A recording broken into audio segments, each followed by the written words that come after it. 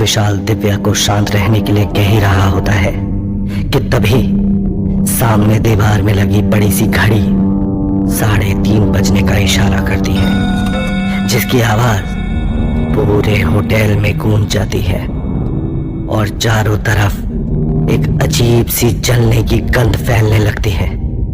देखते ही देखते आग की लपटें बढ़ने लगती हैं। उन लपटों के साथ आती है बहुत सारे लोगों के रोने और चिल्लाने की आवाजें। दिव्या के लिए ये सब बिल्कुल नया होता है, तो दिव्या बुत बनी सब देखती रहती है और डर के मारे कांपने लगती है। तभी अचानक विशाल दिव्या का हाथ पकड़कर बाहर की तरफ भागने लगता है। दिव्या विशाल पर चिल्लाती है, पागल हो क्या? भाग क्यों रहे हो? हेल्प करो उन लोगों की, फायर ब्रिगेड को कॉल करो। दिव्या की बात सुनकर विशाल कहता है, ये कुछ नया नहीं है, ये रोज की बात है यहाँ के लिए। विशाल को तो जैसे बस बाहर के दरवाजे के अलावा कुछ दिखाई या सुनाई नहीं दे रहा होता है। वो जल्दी से दिव्या का हाथ पकड़कर बोलता है, चलो मेरे साथ अगर जीना चाहती हो। और इतना कहते ही वो दिव्या को लेकर दरवाजे की ओर बढ़ता है। दरवाजे से बाहर निकलते ही विशाल अपनी सांसों को काबू में करने की कोशिश करते करते दिव्या को बताता है, ये कोई आम होटल नहीं है, यहाँ पर सिर्फ आत्माएं वास करती हैं। हर रात 11 बजे ये होटल धूल से इमारत में तब्दील हो जाता है और सुबह के 3:30 बजते ही जलकर राख हो जाता है। विशाल की बात सुनकर दिव्या कुछ देर की खामोशी के बाद अचानक हंसते हुए कहती है, हाँ, और मैं बेवकूफ जो तुम्हारी इन बकवास बातों में यकीन कर लूंगी। विशाल कहता है, ठीक है, मत करो मेरी बात पर यकीन। इतना कहकर विशाल वहां से मुड़कर होटल से दूर जाने लगता है। दिव्या खुद को वहां अकेला पाकर बहुत ज्यादा डर जाती है और भागकर विशाल की तरफ जाती है और पूछती है, अरे सुनो तो, क्या सच में इस होटल में आत्माएं रहती हैं? विशाल दिव्या के सवाल के जवाब में कहता है, जो अभी कुछ देर पहले तुम्हारे कमरे में तुम्हारे साथ हो रहा था, तुम्हें क्या लगता है कि वो कौन कर रहा था? दिव्या चौंक कर कुछ देर विशाल की तरफ देखती है और फिर डरते डरते पीछे मुड़कर होटल राजमहल को देखती है। जैसे ही दिव्या ने पीछे देखा, पूरा होटल आग की बड़ी बड़ी लपटों में धू धू करके जल रहा होता है और हर तरफ से बहुत से लोगों की चीखने और चिल्लाने की आवाजें आ रही होती हैं। देखते ही देखते आग पूरे होटल राजमहल को अपने आगोश में ले लेती है। हैरान परेशान दिव्या अपनी सवालिया निगाहों से विशाल की तरफ देख रही होती है और कहती है, लेकिन अगर ये होटल हॉन्टेड है तो तुम यहाँ क्या करते हो? कहीं तुम भी तो भूत वूत नहीं हो? विशाल घूर कर दिव्या को देखता है और आगे बढ़ जाता है। दिव्या फिर विशाल के पीछे पीछे भागती है। विशाल बोलता है, अब मेरे पीछे पीछे क्यों आ रही हो? मैं तो भूत हूं ना। दिव्या उसको समझाते हुए कहती है, मेरा मतलब वो नहीं है, लेकिन तुम यहाँ पर I mean... दिव्या की बातें सुन विशाल दिव्या को सारी बातें बताता है और वो कैसे इस नौकरी में फंस गया और अब विशाल को अनगिनत आत्माओं को आजाद करवाना है। तभी बंसी विशाल के कान में फुसफुसाया, मल्लिका के घर चलते हैं विशाल। विशाल तभी दिव्या से कहता है, तुम किसी और होटल में चेक इन कर लो। दिव्या तब विशाल को रोकते हुए चिल्लाती है, अब इतनी रात को किस होटल में जाऊंगी मैं? Please help me.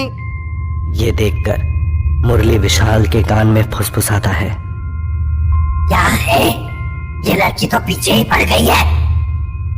तभी विशाल गुस्से से मुरली को कहता है, तुम चुप नहीं रह सकते क्या मुरली? ये देखकर तो दिव्या के होश उड़ जाते हैं और उसके कदम पीछे हटने लगते हैं। वो फिर विशाल से कहती है, ठीक है, मैं मैनेज कर लूंगी, तुम जाओ। तभी रुकते हुए विशाल कहता है। ठीक है, कल मिलते हैं फिर। विशाल को घूरते हुए दिव्या कहती है। भले ही मैं तुम्हें बेवकूफ लगती होंगी, पर हूं नहीं। यहाँ वापस कौन आएगा इस हॉन्टेड होटल में? दिव्या की बात सुनकर विशाल गंभीर होकर कहता है। तुम वापस नहीं आओगी, ये होटल तुम्हें खुद लाएगा अपने पास। दिव्या हैरान होकर विशाल से पूछती है। खुद लाएगा अपने पास? मतलब ये कि लोग इस होटल में आते अपनी मर्जी से हैं, पर यहां से वापस जाते हैं सिर्फ होटल की मर्जी से। विशाल ने दिव्या के सवाल का जवाब देते हुए कहा। कुछ भी, ऐसा कुछ भी नहीं होता है, दिव्या ने कहा, क्योंकि दिव्या को विशाल की बातों पर भरोसा नहीं हो रहा होता है। दिव्या की बात सुनकर विशाल ने कहा। तुम चाहो तो सुबह होने तक मेरे साथ रह सकती हो। मैं खुद होटल की मालकिन मल्लिका के घर रहने जा रहा हूँ। मैंने कैब बुलवा ली है, so no worries, I will manage, Divya ने कहा। इतना कहकर दिव्या जाने लगी। तभी दिव्या ने फिर से पीछे मुड़कर कहा, by the way, thanks for your help. Divya की बातें सुनकर विशाल के होठों पर मुस्कुराहट आ गई और विशाल वहां से चला गया। दिव्या के इतना कहते ही बंसी और मुरली आगे निकल गए और उनके पीछे पीछे विशाल। विशाल की आंखें मल्लिका के बड़े से महलनुमा घर को देखकर ठहर जाती हैं। घर के सामने एक गार्डन है जहां शायद कभी सुंदर फूल हुआ करते थे, लेकिन अब वहां सिर्फ एक सूखी बंजर जमीन बची है। थोड़ा अंदर जाते ही राइट साइड में एक झूला है जिस पर अब समय की मार के कारण जंग लग चुका है।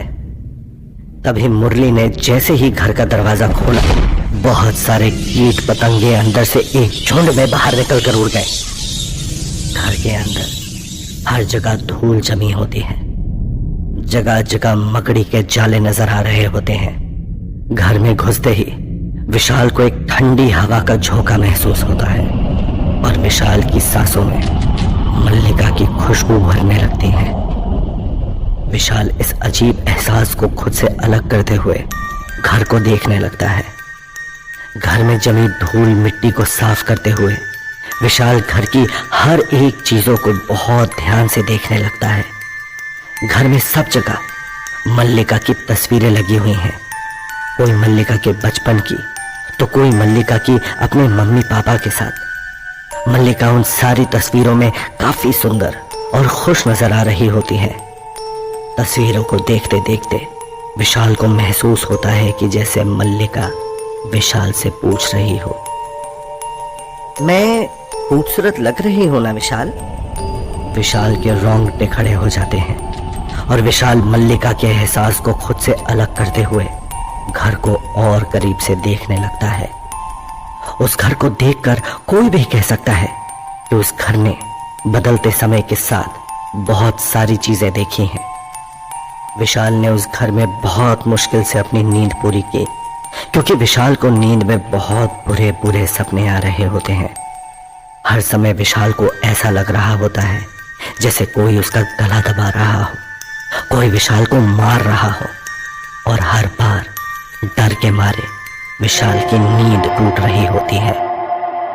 अगले दिन रात के 11 बजते ही विशाल होटल राजमहल के रिसेप्शन के सामने खड़ा होता है कि तभी वहां दिव्या भी आ जाती है। दिव्या को अपनी आंखों के सामने के नजारे को देखकर यकीन नहीं हो रहा होता है कि वो यहाँ कैसे आ गई, और वो बड़बड़ाती है, ये कैसे हो सकता है? मैं तो अभी वहां थी, यहाँ कैसे आ गई? दिव्या की हैरानी को देखते ही विशाल जोर से हंसने लगता है और दूसरी तरफ दिव्या शॉक्ड होकर इधर उधर देख रही होती है। ये तो मैं सच में होटल राजमहल आ गई। इसका मतलब तुम कल सच बोल रहे थे। मुझे लगा कि तुम मुझसे मजाक कर रहे थे।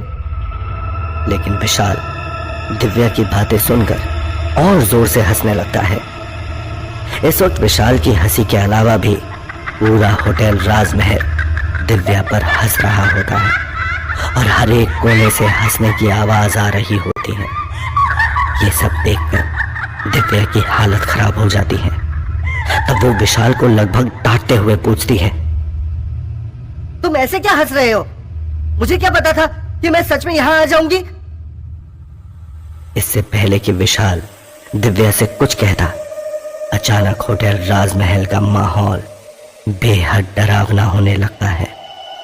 हर तरफ से चीखने, चिल्लाने और रोने की आवाजें गूंजने लगती हैं। दिव्या घबराकर विशाल के पास जाती है और उसका हाथ पकड़ते हुए उसके पीछे छुप जाती है। तभी गोली चलने की आवाज के साथ पूरे होटल राजमहल में सन्नाटा पसर जाता है। इससे पहले कि विशाल कुछ समझ पाए, उन दोनों को किसी के कदमों की आहट सुनाई देती है और सामने से मल्लिका ब्लैक कलर का ट्रांसपेरेंट गाउन पहने चलकर आती है। मल्लिका की नजरें दिव्या के हाथों पर आकर रुक जाती हैं, जिन्होंने विशाल के हाथ को पकड़ा होता है। मल्लिका की घूरती नजरों से बेचैन होकर दिव्या झट से अपना हाथ विशाल के हाथ से अलग करती है। तभी मल्लिका ने तुरंत विशाल को हक करते हुए कहा, तुम्हें पता है ना मैंने तुमको कितना मिस किया? ये देखकर दिव्या को थोड़ा अजीब लगता है, लेकिन विशाल ने मल्लिका की बातों का कोई जवाब नहीं दिया और वो पीछे हट जाता है। विशाल के इस तरह इग्नोर करने से मल्लिका को गुस्सा आ जाता है और मल्लिका अपनी खौफनाक आवाज में कहती है, भूलो मत विशाल, तुम सिर्फ मेरे हो। विशाल को उस रात उसके और मल्लिका के बीच जो कुछ भी हुआ सब याद आ जाता है, लेकिन विशाल आंखों में खामोशी लिए मल्लिका को देखते रहता है। इसके साथ ही मल्लिका धुएं की तरह वहां से हवा में घुल जाती है। दिव्या हैरान होकर विशाल से पूछती है, ये तुम्हारी गर्लफ्रेंड है? विशाल उसे घूरते हुए देखता है। वो एक आत्मा है तो मेरी गर्लफ्रेंड कैसे होगी? तभी विशाल और दिव्या को एक बार फिर किसी के कदमों की आहट सुनाई देती है।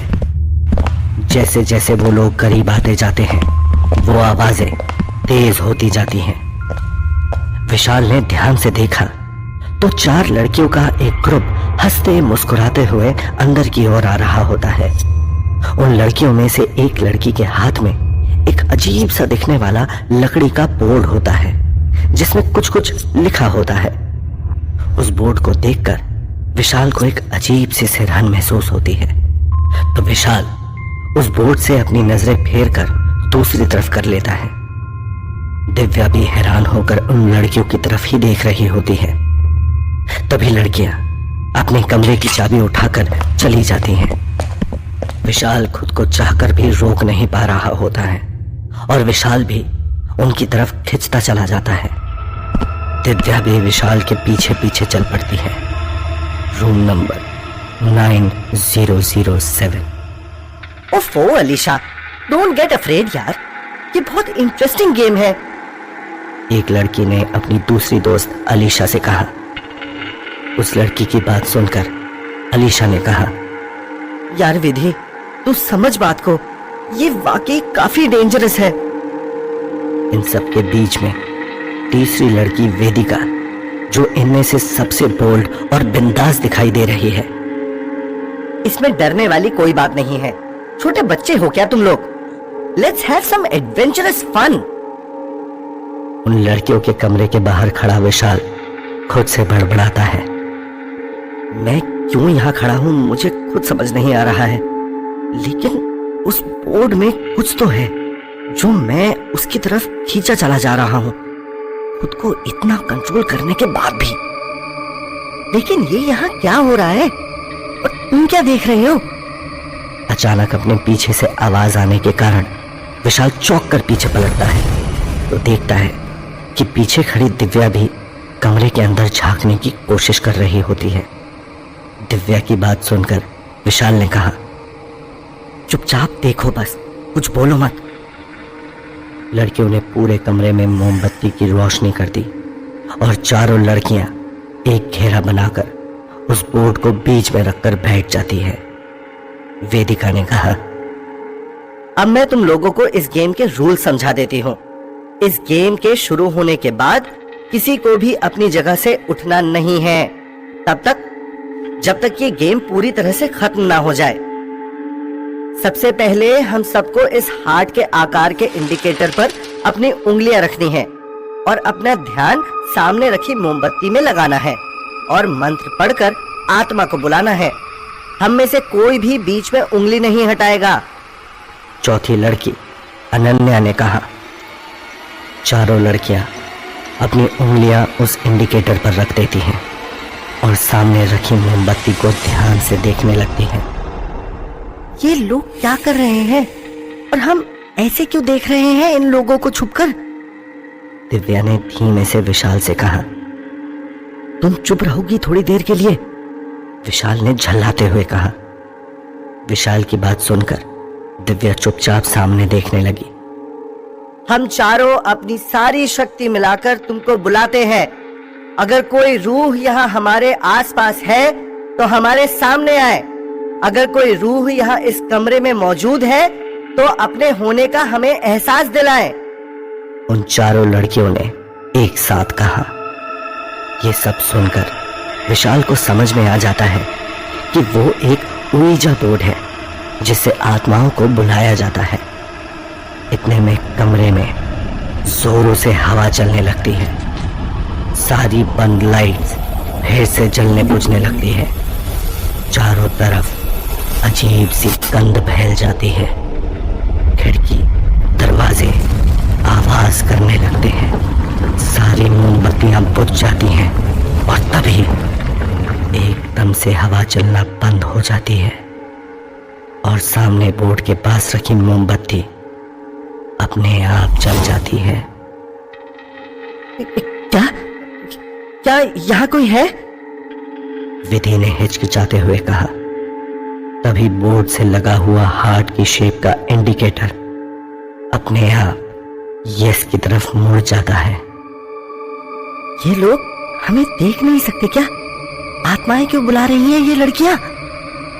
दिव्या ने विशाल से पूछा। जाओ तुम ही जाकर उन लड़कियों से पूछ लो। विशाल ने चिढ़ते हुए कहा। यह देखकर अनन्या ने कहा। हम कैसे माने तुम एक आत्मा हो? सबूत दो। इतना कहते ही अनन्या अपनी जगह से उड़ी और सीधा जाकर दीवार से कसकर टकरा के नीचे धाड़ जमीन पर गिर गई। ये देखकर अलीशा ने अपनी उंगली बोर्ड से उठाते हुए कहा। मुझे नहीं खेलना ये बकवास गेम। मैं अपने रूम में जा रही हूँ। नहीं अलीशा, तुम ऐसे नहीं जा सकती। हमें ये गेम पूरा करना ही होगा। हम बिना आत्मा को बाय बोले यहाँ से नहीं जा सकते। वेदिका ने कहा। हाँ, नहीं तो वो आत्मा हमारा पीछा कभी नहीं छोड़ेंगी। विधि ने आगे कहा। बाकी लड़कियों की बातें सुनकर अलीशा डर के मारे वापस अपनी जगह पर बैठ जाती है और दूर गिरी चोट खाई अनन्या भी वापस अपनी जगह आ जाती है। फिर वो लोग शुरू से गेम स्टार्ट करते हैं। अलीशा आत्मा से पूछती है। क्या तुम अभी भी यहीं हो? वो हार्ट शेप का इंडिकेटर फिर से यस की तरफ मुड़ जाता है। ये देखकर अनन्या कहती है। Wow, great. तो ये बताओ विधि के फ्यूचर में क्या लिखा है? अनन्या का सवाल आते ही हार्ट शेप का इंडिकेटर अपने आप घूमने लगता है। पहले डी, फिर ई, फिर ए, उसके बाद आता है टी और लास्ट में वो रुकता है एच पर। ये देख विधि बोलती है। डेथ? ये क्या मजाक है? जरूर तुम में से किसी ने किया ना ये? तुम लोग मुझे जानबूझकर डराना चाहते हो ना? विधि को डरता हुआ देखकर उसे समझाते हुए सभी ने कहा। अरे नहीं यार, हमने कुछ नहीं किया। हम क्यों करेंगे ऐसा मजाक? और तू इतना घबरा क्यों रही है? हो सकता है सवाल समझने में कुछ गलती हो गई हो। तभी अनन्या ने कहा। चलो मेरा फ्यूचर पूछते हैं। वापस से हार्ट की शेप का इंडिकेटर वही बात दोहराता है और सबकी उंगलियां चलकर डेथ पर रुक जाती है। ये देखकर सभी लड़कियों के होश फाख्ता हो जाते हैं। उनके चेहरे पर पसीने की बूंदें झिलमिलाने लगती हैं और वो डरकर एक दूसरे की तरफ देखने लगती हैं। तभी अचानक से रूम के पर्दे अपने आप हिलकर एक तरफ हो जाते हैं। ठंडी हवा का तेज झोंका अंदर आता है। खिड़कियां दरवाजे बजने लगते हैं। रूम में रखे पानी के गिलास अपने आप कांपने लगते हैं। रूम में पड़ा सारा सामान इधर उधर गिरने लगता है। पूरे रूम का माहौल एकदम से बहुत डरावना हो जाता है। बाहर खड़े विशाल और दिव्या भी ये सब देखकर बहुत घबरा जाते हैं। अगले ही पल अनन्या ने थोड़ा घबराते हुए कहा, यार, मुझे यहाँ कुछ सही नहीं लग रहा है। अब हमें यहाँ से चलना चाहिए। इस बकवास गेम को बंद करो और प्लीज चलो यहाँ से। तभी अनन्या के इतना कहते ही किसी अदृश्य शक्ति ने अनन्या को बालों से खींचकर उसे हवा में उठा लिया। अनन्या दर्द में करहाने लगी और वहीं सभी लड़कियां अनन्या को यूं हवा में झूलता हुआ देखकर दहशत में कांपने लगी। हम कुछ कर क्यों नहीं रहे? ऐसे में तो ये लोग मर जाएंगे। दिव्या ने लगभग चीखते हुए विशाल से कहा। दिव्या की बात सुन विशाल ने दिव्या से कहा, श्श्श, पहले देखने तो दो कि इनके साथ हुआ क्या है, तभी तो हम इनकी मदद कर पाएंगे। तब दिव्या हाँ में सर हिलाते हुए सामने की तरफ देखने लगती है। इतनी देर में अनन्या धड़ाम से जमीन पर गिरती है। बाकी की तीनों लड़कियां अनन्या की मदद के लिए उसके करीब भागती हैं, लेकिन तभी विधि के पैरों से कोई उसे जोर से खींचता है। विधि जोर से चिल्लाती है, बचाओ बचाओ। लेकिन पलक झपकते ही एक अदृश्य शक्ति विधि को बुरी तरह से घसीटते हुए बाथरूम के अंदर ले जाती है और धड़ाम की आवाज के साथ बाथरूम का दरवाजा बंद हो जाता है। ये सब देखकर बाहर अनन्या, अलीशा और वेदिका के पैरों तले से जमीन खिसक जाती है। वो तीनों जल्दी से बाथरूम की तरफ भागती है और जोर जोर से विधि का नाम चिल्लाते हुए दरवाजा पीटने लगती है। खोलो खोलो, दरवाजा खोलो। लेकिन वो दरवाजा नहीं खुलता। अंदर से विधि के चीखने और दर्द में तड़पने की आवाजें सुनाई दे रही होती हैं और कुछ ही देर में उसकी आवाज आनी जैसे थम सी जाती है। तभी एक भयानक हंसी अंदर से सुनाई देती है और बाहर खड़ी तीनों लड़कियों की रूह कांप जाती है। तभी चरमराहट की आवाज करता हुआ बाथरूम का दरवाजा अपने आप से खुल जाता है। तीनों लड़कियां धीमे धीमे अंदर जाती हैं और अंदर का नजारा देखकर बहुत ज्यादा घबरा जाती हैं, क्योंकि अंदर विधि की लाश पानी से भरे बाथटब में तैर रही होती है। वो तीनों दहशत में जोर जोर से रोने लगती हैं। मैंने कहा था ना मत करो, ये सब बहुत खतरनाक चीजें होती हैं। अलीशा ने गुस्से में कहा। अलीशा के इतना कहते ही अचानक अलीशा को एक जोरदार धक्का लगा और वो जाकर सीधा सामने लगे आईने से टकरा गई। पूरा शीशा चकनाचूर हो गया और अलीशा खून से लथपथ होकर जमीन पर गिर गई। अलीशा दर्द में बुरी तरह से कराहने लगी। इससे पहले कि वेदिका और अनन्या अलीशा को जाकर उठा पाती, तभी अदृश्य शक्ति ने अलीशा को उठाकर रूम की बैल्कनी से 9वें माले से नीचे फेंक दिया। नीचे जमीन पर गिरते ही अलीशा का सर फट गया और जमीन पे खून ही खून फैल गया। अलीशा को गिरा देखकर वेदिका और अनन्या जोरों से चीख पड़ी और इसी बीच में उन्होंने देखा कि ओइजा बोर्ड पर हार्ट शेप इंडिकेटर अपने आप चलने लगता है और बनता है TEATH, डेथ। वेदिका ने हिम्मत जुटाकर उस आत्मा से पूछा, तुम कौन हो? चले जाओ यहाँ से प्लीज। हमें अकेला छोड़ दो, हमसे गलती हो गई, माफ कर दो हमें। तभी कमरे के चारों तरफ से वही खतरनाक हंसी की आवाज आने लगती है। इतनी देर में सामने की ओर से वेदिका को किसी ने जोर से धक्का मारा और वेदिका बिस्तर पर जाकर गिर गई। वेदिका के बिस्तर पर गिरते ही सामने की दीवार पर खून से उभर कर लिखा जाता है, तुमने मुझे बुलाया है, लेकिन अब मैं तुम्हें लिए बिना वापस नहीं जाऊंगा। देखते ही देखते एक एक करके वेदिका के कपड़े फटते और उतरते चले जाते हैं और वो अदृश्य शक्ति वेदिका का शारीरिक शोषण करती है। वेदिका के शरीर पर जख्म भी उभरने लगते हैं और वेदिका दर्द में जोर जोर से चिल्लाती है, लेकिन वो आत्मा किसी भी तरीके से उस पर नरमी नहीं बरतती। पूरा बिस्तर जोर जोर से हिल रहा होता है, बिस्तर पर खून फैलने लगता है और ये सब देखकर अनन्या की आंखें फटी की फटी रह जाती है। वो इतना ज्यादा दहशत में आ जाती है कि वेदिका की मदद के लिए अपनी जगह से हिल भी नहीं पाती। वहीं अंदर का नजारा देखकर बाहर विशाल और दिव्या की रूह भी कांप जाती है। पलक झपकते ही वो अदृश्य आत्मा वेदिका को बेडशीट की मदद से पंखे पर लटका देती है।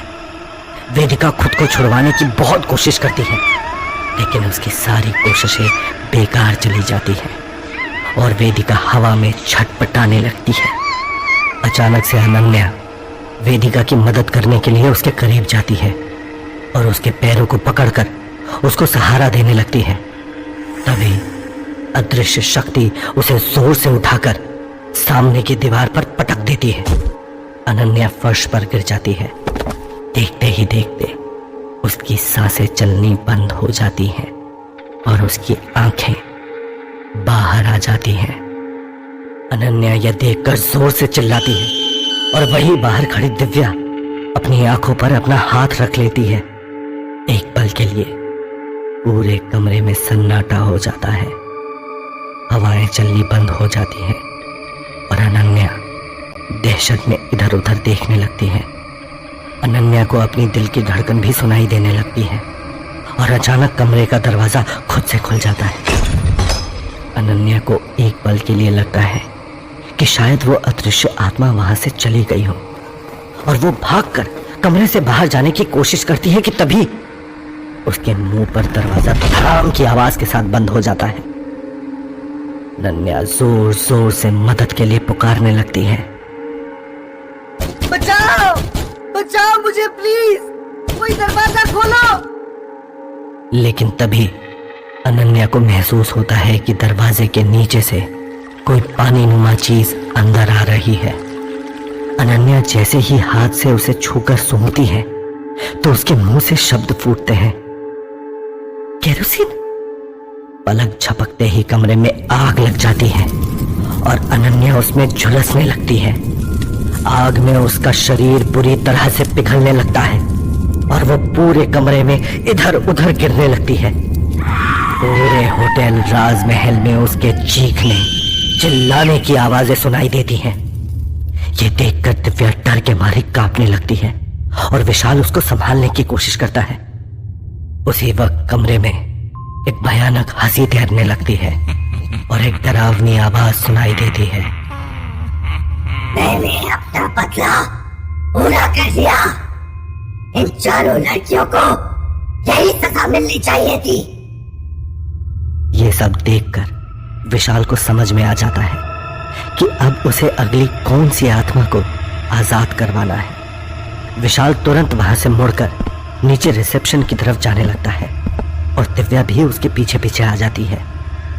दिव्या ने विशाल से कहा, ये सब हमें क्यों दिख रहा था? वो लोग हमें क्यों नहीं देख पा रहे थे और हमने उनकी मदद क्यों नहीं की? विशाल दिव्या का सवाल सुनकर हैरानी से उसकी ओर देखता है। ये सब 7 साल पहले हो चुका है, इसलिए वो लोग हमें नहीं देख पा रहे थे। अब हमारा काम है उनकी उन भटकती आत्माओं को यहाँ होटल राजमहल से आजाद करवाना जो यहाँ फंसी हुई हैं। विशाल की बात सुनकर दिव्या विशाल से कहती है, आजाद करवाना? पर हम वो कैसे करवाएंगे? दिव्या की बात सुनकर विशाल कुछ देर खामोशी के बाद कहता है, हमें भी वही काम करना पड़ेगा जो उन लड़कियों ने किया। विशाल का जवाब सुनकर दिव्या चौंक जाती है और विशाल से कहती है, पागल हो गए हो क्या? अगर हम उस आत्मा को बुलाएंगे और उसने हमें भी मार दिया तो? विशाल दिव्या को समझाते हुए कहता है, ऐसा कुछ नहीं होगा, तुम चिंता मत करो। विशाल और दिव्या बहस कर ही रहे होते हैं कि अचानक दीवार पर लगी घड़ी की टन आवाज से पूरा होटल एक बार फिर से गूंज उठता है। आग की लपटें चारों ओर फैलने लगती हैं। हर जगह से जलने की बदबू आने लगती है। लोगों की आवाजें, बच्चों के रोने की आवाज से पूरा होटल गूंज उठता है। ये देखकर विशाल दिव्या से कहता है, दिव्या चलो, 3:30 हो चुके हैं, अब हमें यहां से जाना होगा। होटल को जलता देख दिव्या हैरान हो जाती है और विशाल से कहती है, तुम सच कह रहे थे विशाल, ये होटल फिर से जलने लग गया? दिव्या की बात सुनकर विशाल कहता है, हाँ, जलने लग गया और अपनी जान बचानी है तो यहां से चलो, वरना ये होटल हमें भी जलाकर राख कर देगा। इतना कहकर विशाल और दिव्या रिसेप्शन से दरवाजे की तरफ भागने लगते हैं और उनके पीछे होटल राजमहल अपने सारे राज खुद में दफन किए आग की लपटों की आगोश में समा रहा होता है। बाहर आते ही विशाल ने दिव्या को कहा, ओके दिव्या, बाय, चलो अब मैं चलता हूं, कल मिलेंगे फिर से रात 11 बजे होटल राजमहल में। विशाल को जाता देखकर दिव्या ने विशाल को आवाज दी और कहा, अरे 1 मिनट रुको, मुझे तुमसे कुछ बात करनी है। दिव्या की आवाज सुनकर विशाल ने पीछे मुड़ते हुए दिव्या से कहा, हाँ बोलो, क्या बात है? दिव्या ने हिचकिचाते हुए विशाल को जवाब दिया, वो एक्चुअली, क्या मैं तुम्हारे साथ मल्लिका के घर पर रह सकती हूँ प्लीज? दिव्या की बात सुनकर विशाल ने कहा, तुम तो किसी दूसरे होटल में रहने चली गई थी ना? विशाल की बात सुनते ही दिव्या ने हल्के से मुस्कुराते हुए कहा, वो एक्चुअली मैंने तुमसे कहा तो था, लेकिन मुझे अकेले में बहुत डर लगता है विशाल। कल पूरे दिन में भी मुझे अजीब अजीब सी आवाजें सुनाई देती रही थी और कल मैं तुमसे पहली बार मिली थी और ऐसे किसी स्ट्रेंजर के साथ रुकना भी मुझे थोड़ा अजीब लग रहा था। पर अब मैं तुमको अच्छे से जान चुकी हूँ, तुम एक बहुत ही अच्छे इंसान हो। दिव्या ने अपनी बात आगे कहते हुए कहा।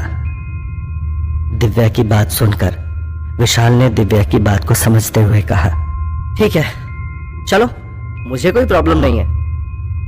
विशाल की बात सुनकर बंसी ने विशाल के कानों में कहा, अब ये क्यों आएगी हमारे साथ? अरे यार, 3 लड़कों के बीच में एक लड़की। बंसी की बातें सुनकर विशाल बंसी को कहता है, तुम चुप रहो बंसी और चुपचाप अपना काम करो। इस तरह बंसी से बातें करता देख दिव्या को थोड़ा अटपटा लगता है, क्योंकि दिव्या को बंसी दिख तो रहा नहीं होता। इसलिए दिव्या विशाल से कहती है, विशाल, तुम बीच बीच में बातें किससे करने लगते हो? दिव्या की बातें सुनकर विशाल दिव्या को टालते हुए कहता है, अरे कुछ नहीं, वो बस ऐसे ही, तुम चलो हम घर चलते हैं।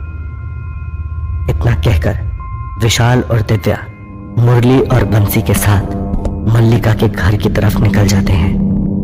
घर पहुंचते ही उस घर को देखकर दिव्या की आंखें बड़ी हो जाती हैं और दिव्या बड़बड़ाती हुई कहती है, इतना बड़ा घर, बाप रे, तुम्हारी मालकिन मल्लिका सच में बहुत अमीर है। विशाल दिव्या की बातों को इग्नोर करता हुआ आगे अपने कमरे की ओर चला जाता है। विशाल सोने वाला होता है कि अचानक दिव्या की चीख से हड़बड़ाकर उठकर बैठ जाता है। विशाल तुरंत दौड़ते हुए आवाज की दिशा में जाता है और वहां सामने का नजारा देखकर हैरान हो जाता है। सामने दिव्या बेड पर डरी हुई सी खड़ी होती है। दिव्या विशाल को देखकर इशारा करती हुई कहती है, वो वहां बाथरूम में कोई है। दिव्या की बात सुनकर विशाल बाथरूम की तरफ जाता है और वहां मुरली और बंसी को देखकर हैरान हो जाता है। विशाल ने उन दोनों से कहा, तुम लोग यहाँ क्या कर रहे हो? विशाल के बातों का जवाब देते हुए मुरली ने कहा, इस लड़की को डराने में मजा आ रहा था, इसलिए हम इसको डरा रहे हैं। मुरली और बंसी की बातें सुनकर विशाल ने कहा, ओह, जाओ जाओ तुम लोग यहाँ से, और परेशान करना बंद करो इसको, वरना मैं मल्लिका से तुम दोनों की शिकायत कर दूंगा। बाहर आकर विशाल ने दिव्या की तरफ देखते हुए कहा, अब तुम सो जाओ, कोई परेशान नहीं करेगा तुम्हें। और विशाल वहां से अपने कमरे की तरफ चला जाता है। विशाल जब से होटल राजमहल से आया होता है वो बहुत परेशान होता है। उसे समझ ही नहीं आ रहा होता कि वो इन आत्माओं को कैसे आजाद करवाए। अगर वो उस गेम को खेलता है तो कहीं कुछ गलत ना हो जाए। तभी दिव्या विशाल और अपने लिए दोपहर का खाना बनाकर लाती है। विशाल घर का खाना देखकर बहुत खुश हो जाता है और खाने पर टूट पड़ता है। वो दिव्या की तारीफ करता हुआ कहता है, तुमने बहुत अच्छा खाना बनाया है। दिव्या विशाल को इस तरह खाना खाता हुआ देखकर मुस्कुराने लगती है। रात के 11 बजते ही विशाल और दिव्या एक बार फिर से होटल राजमहल के रिसेप्शन डेस्क पर खुद को खड़ा पाते हैं। रूह को कबा देने वाली ठंडी हवाएं, वो अजीब सी आवाजें, खिड़कियों की आवाज, दरवाजे के खुलने और बंद होने की आवाज, ये सब देखकर दिव्या के माथे से पसीना आने लगता है। आज ये होटल राजमहल मुझे पहले से ज्यादा डरावना लग रहा है, दिव्या ने विशाल से कहा।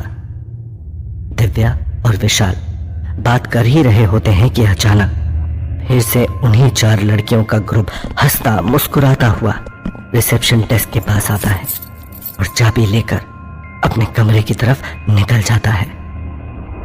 उन लड़कियों को देखकर दिव्या ने विशाल से कहा, ये तो वही लड़कियां हैं ना जो कल मर चुकी थी, ये आज फिर से यहाँ कैसे आ गई? दिव्या की बात सुनकर विशाल ने दिव्या को समझाते हुए कहा, ये सिलसिला तब तक चलता रहेगा जब तक हम इन आत्माओं को आजाद नहीं करवा देते। ये इसी होटल में कैद होकर रह गई हैं।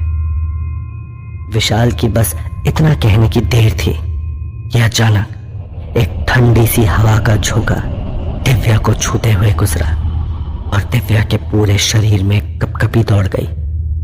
दिव्या अपने आसपास किसी की मौजूदगी महसूस कर पा रही होती है, लेकिन दिव्या विशाल से कुछ कह पाए उससे पहले ही विशाल ने दिव्या से कहा, चलो आज हमें भी वो गेम खेलनी होगी। तो क्या होगा आगे की कहानी में? क्या विशाल और दिव्या वो गेम खेलेंगे और क्या उस भयानक आत्मा से बच पाएंगे दोनों, या उसके शिकार बन जाएंगे?